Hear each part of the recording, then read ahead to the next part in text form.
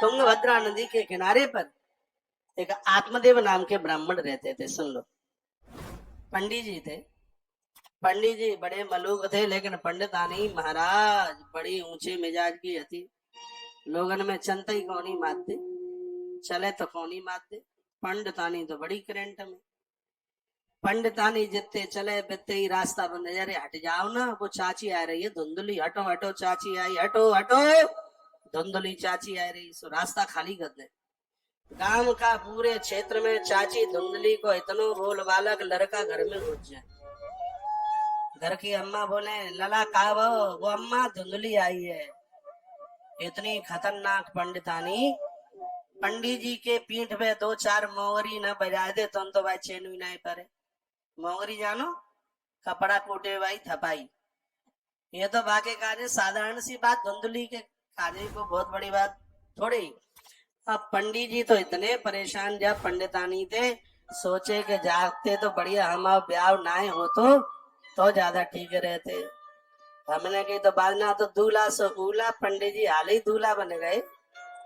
Mood पे धर के मोहर और चल पड़े। अब भोग तो धुंधली थे। धुंधली तो महाराज इतनी ठुकाई पिटाई करे पंडित जी की। पंडित जी बड़े परेशान। सेकंड श्लोक लिखे हैं, आत्मदेव पुरे तस्मिन सर्वे वेद विशारद। परमात्मा सबको सब चीज नहीं देता, और ये सब चीजें जिन्हें दे दे तो यही भगवान बन जाए धरती पे। इतनी विद्युता दई वेद सगरे कंठस्थ पंडित जी है, कंठ में सिख बैठे, लेकिन पत्नी इतनी झगड़ालू दे दे। सिख चीज दे दे भगवान तो ये तो धरती थे धत्ता के। समुद्र को इतना बड़ा विशाल दे दिया, कितना समुद्र विशाल है, लेकिन खारापन फिर भी उसे दे दिया कि तुझे खारापन नौन संभाल। हिमालय को इतनी ऊंचाई दी, सीढ़ियां बेचारे बिल्कुल नहीं दी। अग्नि है इतना तेज दे दो, प्रसाद में संग धुआं दे दो, धुआं है और संभाल लो, नहीं तो फिर तुम कागुए का जो समझोगे। नींबू को महाराज अमृत जैसा रस काऊ के मुंह में डाल दो तो मरे मराए जिंदे है जाए। भगवान ने सोची कि नींबुआ निचोड़ते ही मरे मरे से जिंदे है जाएंगे तो हमें को पूछेगा। सो नींबुआ के अंदर बीज डाल दिया। नींबू में यदि बीज ना होता तो इतना बड़ा अमृत था। नींबू तो बहुत बड़ा अमृत था, लेकिन भगवान ने सोची कि सबको सब नहीं, कुछ हमें अपने हाथ में भी रखना है। पंडित जी महाराज के पास सब कुछ था, आनंद था, लेकिन घरवाली इतनी लड़ाकू दे दी, इतनी लड़ाकू कि पंडित जी जो कहे बातें वो उल्टी चले धुंधली। एक दिन पंडित जी ने कही कि हम अपने पूर्वजन को श्राद्ध करेंगे। सो पंडित जी बुलाए के लावे का। सो कैसे हमारे होते हुए तुम पंडित जी को लेकर के आओगे, यानी उसको तो उल्टा ही करना, उसको उल्टा ही करना है। एक दिन पंडित जी इतने परेशान विचार करने लगे कि क्या करें। सो मरवे के कार्य, हाथ आत्महत्या करवे के कार्य एक नदी के किनारे पे जाकर पहुंचे। रोज रोज थे आफत, एक ही बार में निपटा रहे जे। जाके रोज मोंगरी खाए थे तो बचे जाए, बहुत ठुकाई पिटाई करे। और गली में जब जे ठुकाई करे तो अगल बगल के तारी बजा बजाए के हमारी हंसी उड़ावे। ताते जे रोज पिटाई करे तासे तो बढ़िया जे कि एक ही बार मल ले तो रोज रोज ठुकाई पिटाई तो नहीं होगी। सो पंडित जी मरवे के कार्य चले। धुंधली के पति साहब जिनका नाम है आत्मदेव, और पहुंच गए नदी के किनारे। जैसे वो डुबकी लगाने को तैयार हुए तो मऊता दबित सन्यासी कछद आत्मनः। साधु तभी आता है जब कोई मरने को जाता है तब। तो साधु आए सामने से, सन्यासी, पंडित जी रुको रुको रुको। पंडित जी, पंडित जी ने देखा कौन है इतना मीठा बोलता है, लौट के आ गए और पंडित जी ने चरणों में, सन्यासी जी के चरणों में वंदन प्रणाम किया। कहा गुरु जी। रो पड़ा आत्मदेव। आत्मदेव की आंख में आंसू आ गए। कहा गुरुदेव मैं बहुत ज्यादा दुखी हूँ, मैं बहुत ज्यादा परेशान हूँ। मेरे घर में कोई संतान नहीं है, घर वाली बहुत लड़ाकू है, झगड़ालू है। अब हम तो मरवे के लिए आ गए, हम मरने के लिए आ गए, लेकिन हम तो मरने पर भी हमारा तो उद्धार हो जाएगा क्योंकि तो आपके दर्शन हमें हो गए। यति ने कहा कथम रोदीश विप्रतम ताते चिंतावली असी। भले आदमी अपनी चिंता तो बता, सीधी बात बता, क्या बात है, ऐसे नहीं मरते। तो मरे वो भी बताए दो कैसे मरेगा। मरना नहीं है बिल्कुल। हम बहुत चिंतित हैं। एक तो घरवाली बहुत लड़ाकू और दूसरी बात हमारे कोई संतान नहीं है। किम ब्रवीमि ऋषे दुखम पूर्व पापेन संचितम। हे ऋषवर पता नहीं हमारा पूर्व का कौन सा पाप है जिसकी वजह से आज मुझे इतना कष्ट उठाना पड़ रहा है। लोग कहते हैं इस जन्म में तो हमने कभी बुरा किया नहीं, पता क्या है, 7-7 जन्म के पाप 7-7 जन्म के पुण्य संग ही संग चलते हैं। इस जन्म में नहीं किया तो पिछले जन्म में तो जरूर कुछ किया होगा। बिना अपराध के तो पाँव में कांटा भी नहीं लगता। आंख में आंसू थे, आत्मदेव के आंख में आंसू, और चरण पकड़ लिए, कहा गुरुदेव वो राजा तो बेकार है जिसके पास प्रजा न हो, और वो पिता का भी क्या जीवन है जिसके पास में संतान न हो। हमने तो गैया पाली, बाबू ने आज तक बछड़ा बछड़ी नहीं दे। घर में एक पपीता का पेड़ लगाओ हमने, बाबू पे फल आज तक नहीं आया। यो मया रोपितम वृक्षा सोपे बद्धात्म आश्रित, हमारे तो हाथों का पेड़ू लगाओ तो बहुत सूखे जाए। तुलसी हमारे हाथों से आज तक वो रुपी नहीं। अब ऐसा ही जीवन हमारा बिगड़ो भवे था, जीवन लेके करेंगे कहा गुरु जी आज तो हम जा नदी में डूबेंगे, मरेवे के काजे आए। तो महात्मा जी बड़े मलूक बोले, अच्छे संत तो अच्छा ही बोलते हैं। हे ब्राह्मण देवता, इस प्रजा प्राप्ति का मोह त्याग दो, कर्म की गति बड़ी प्रबल है, विवेक का आश्रय लेकर संसार की वासना छोड़ दो, इसी में कल्याण है। आत्मदेव ने कहा हम तुमसे प्रवचन सुनने के लिए नहीं आए, या तो दे दो हमें एक लड़का, नहीं हम त्याई आंखन के सामने ही मरने वाले। तो महात्मा जी ने कहा तुम्हारे भाग्य में तो 7-7 जन्मों तक संतान नहीं है। तो आत्मदेव ने कहा हमारे भाग्य में इतना है तो अपई में दे दो, पद दे दो, और नहीं दोगे तो हम अवे ही मरे जाई टाइम। अब महात्मा बड़ा परेशान। साधु ने सोचा कि किसी को हाथ से मारना ही पाप नहीं होता, यदि हत्या को आंखों से देख लिया जावे तो भी पाप का भोग तो भोगना ही पड़ता है। अब सोचने लगे महात्मा जी कि अब क्या करें। उसी समय महात्मा जी ने अपनी झुरिया में थे एक कलीनो निकाल के दे दो। कलीनो जानो है? तरबूजा, तरबूज कलिंद कहते हैं उसको। फल निकाल करके दिया, कहा जे अपनी घरवाली को खिलाई दीजो, बढ़िया सी मलुक सी संतान है जागी। है जागी, बिल्कुल है जागी।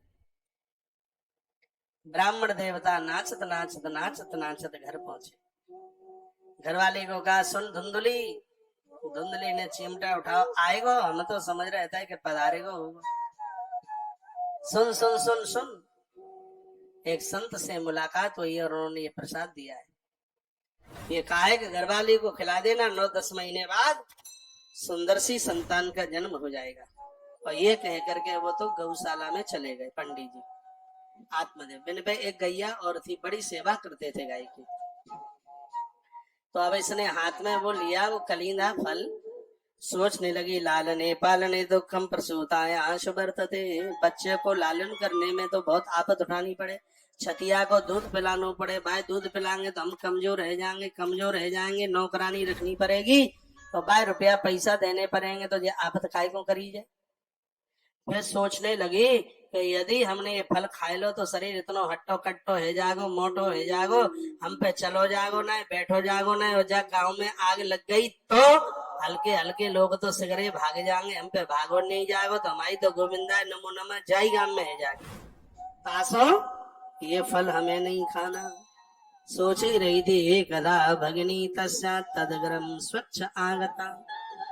अपनी इच्छा से इसी गांव में इसकी बहन रहती थी, बिना बुलाए आ गई। जिन देवियों के पास कोई काम नहीं होवे तो घरने में फिरी दे, कहूँ जा घर में घुस जाए, कहूँ बा घर में घुस जाए। अब घर में तो बहू आई गई है काम करे के काज, अब तो घर में चौका वासन तो करना है, चाहे जा घर में घुस ले।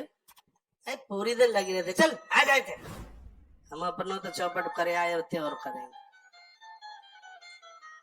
इतनी डुल्लो अम्मा, बाप रे बाप, एक जगह तो पानी नहीं टिके।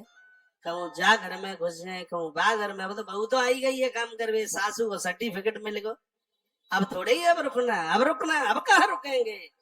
अब तो जा मंदिर में चलो, बा मंदिर में चलो, जाके घर में चलो, बाके घर में चलो। अब तो डुल्लो अम्मा के आनंद ही आनंद हो गए। डुल्लो तो जानो, अब तो तुमते नहीं कह रहे सो तुम जो कहो कहूँ हमते कह रहे, तुमते ना कह रहे, हम तो पिता कह रहे राजस्थान की तरफ।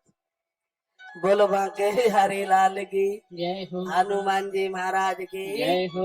सो लिखा एक गदा भगिनी ऐसी बहन थी धुंधली की, वो तो एक जगह रुके ही ना, कहूँ जा घर में, कहूँ बा घर में, कहूँ बा घर में। और ऐसी नारी बड़ी खतरनाक हुई है जो घूमती रहे, एक जगह रुके ही ना, अपने घर में रुके ही ना, कहूँ जा छतिया पे, कहूँ बा छत पे, कहूँ बा मुड़गाई पे, कहूँ बाकी खिड़किया में, कहूँ बाकी देहली पर, एक जगह वह चैन ही ना पर। तो धुंधली की जीजी आई और आई के बोली कछु मोह लटको सो लगे, जीजाजी ने कछु कह दई का, बहन थी ना उसकी, तो ने कही का बताएं, आफत आई गई। क्या हुआ, ये हमें फल ला करके दे दिया है और ये कह दिया फल खा लो मलुक सी संतान हो जाएगी, और हमारा मन नहीं है फल खाने के लिए, क्योंकि दुर्बला तेरे दुखी अनुजय करवाण, हम दुर्बल हो जाएंगी, इसलिए ये काम हमें तो करना नहीं है। तो क्या बोली, वित्तम तम्मत परीक्षे सददासवालकम, हमारे पास में एक लला है, हम तुमको लला दे देंगे, तुम हमें वित्त, तुम हमें धन दे देना, काम तो उनको चकाचक बन जाए।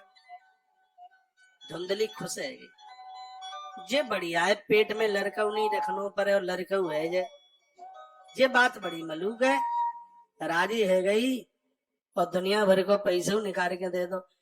बाकी यहाँ 3 महीना पहले लड़का भयो और ये बोल के चली गई कि ये फल गैया को खिला दो तो बाबा जी की परीक्षा भी हो जाएगी। सो बाबा जी ने जो फल दिया वो गाय को खिला दिया, और दूसरे ही दिन रात में बहन का घर वाला रात में छत पर चढ़ करके उस लड़के को लेके आया, पैसा लेके चला गया। सुबह ही सुबह बांध तो 4 बजे थरिया बजवा दी, लला भयो है, लला भयो, लला भयो, लला भयो। और आत्मदेव जी आए, नहाए के, गंगा जी नहाए के आत्मदेव आए। अब 3 महीना को कितना बड़ो होगा जनते लेके जा बक्सन, 3 महीना को लला आत्मदेव ने माथो पकड़ो और कही गए जे लला, लला तो बिलंदा के छोटे हो गए, जितनो बड़ो कैसे। धुंधली कहवे लगी कि जे साधु के प्रसाद थे भाव तासो जल्दी जल्दी बढ़ रहे हो, संत के प्रसाद सो भयो है तासो जल्दी जल्दी बढ़ रहे हो। आत्मदेव ने सोची कि बिल्कुल सही बात है, जो साधुन के प्रसाद थे हो वो जल्दी जल्दी बढ़े। अब बुद्धि ने जैसे समझा दिया, बेचारे मन ने वैसे ही मान लिया। आत्मदेव मन है और धुंधली बुद्धि है। बालक छोटे से बड़ा होता गया, अब उस फल के द्वारा गौ माता के उदर में संतान आ गई। सो एक दिना की बात, ग्वारिया दौड़ता है, पंडित जी महाराज, पंडित जी महाराज, पंडित जी महाराज, गैया ने भैया दयो है, गैया ने भैया दयो है। वो आए के बोलो, वो तो भैया का बिल्कुल लड़का जैसी उसकी तो पूरी मूर्ति थी। सो पंडित जी से ग्वारिया बोलो, पंडित जी गैया ने भैया, गैया ने भैया। सो पंडित जी जाके पहुंचे, शीघ्र शरीर मानव को हतो और कान गैया के थे, शीघ्र ही उस बच्चे का नाम रख दिया, बोले गोकर्ण जी महाराज की जय हो।